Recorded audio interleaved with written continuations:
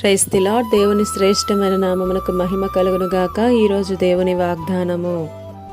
పేరు పెట్టి నిన్ను పిలిచి ఉన్నాను, నీవు నా సొత్తు. యెషయా గ్రంథము 43వ అధ్యాయం 1వ వచనము. ఈ ఉదయకాల సమయంలో సర్వ సృష్టికర్త అయినటువంటి దేవుడే మనందరితో మాట్లాడుతూ ఉన్నాడు. పేరు పెట్టి నిన్ను పిలుస్తున్నాను అని. ఎంత అద్భుతమైన మాటో కదా.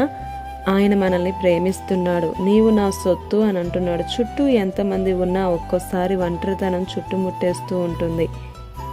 లోకంలో ఉన్నవారు మనం వేసే బట్టను బట్టి, వృత్తిని బట్టి, మాటను బట్టి, మన తలంపులను బట్టి మన విలువలను నిర్ణయిస్తారు.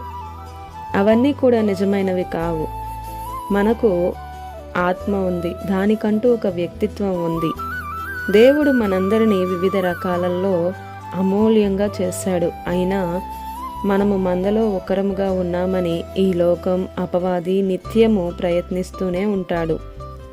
ఏది ఏమైనా కానీ నీవు తెలుసుకోవలసింది ఏంటి అంటే, నీవు లోక సంబంధమైన వ్యక్తివి కావు, నీవు దేవుని చేత పిలువబడిన వ్యక్తివి అని.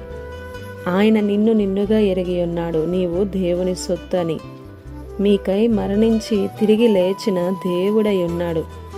ఈ లోకం మిమ్మల్ని పట్టించుకోకపోయినా, ద్వేషించినా ఆయన పట్టించుకుంటాడు. ఇది చాలదా మనకు? మనమందరం ఈ లోకాన్ని విడిచి వెళ్ళవలసిన వారమే. దేవుని కొరకు నీవు బ్రతకగలిగితే పరసంబంధమైన దీవెనలన్నీ నీకే.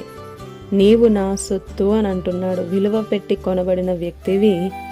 నీ దేహంతో దేవుని మహిమపరిచే రీతిగా నీవు జీవించాలి. దేవుని విలువలను కూడా కాపాడాలి. అప్పుడే దేవుని కృప మనందరి మీద విస్తరిస్తూ ఉంటుంది. ఆమేన్. ఈ దిన వాగ్దానం మనందరి జీవితాలలో నెరవేరాలని కోరుతూ, దేవుని సువార్త పరిచర్యలో మీ సహోదరి Prasanna. God bless you. Amen.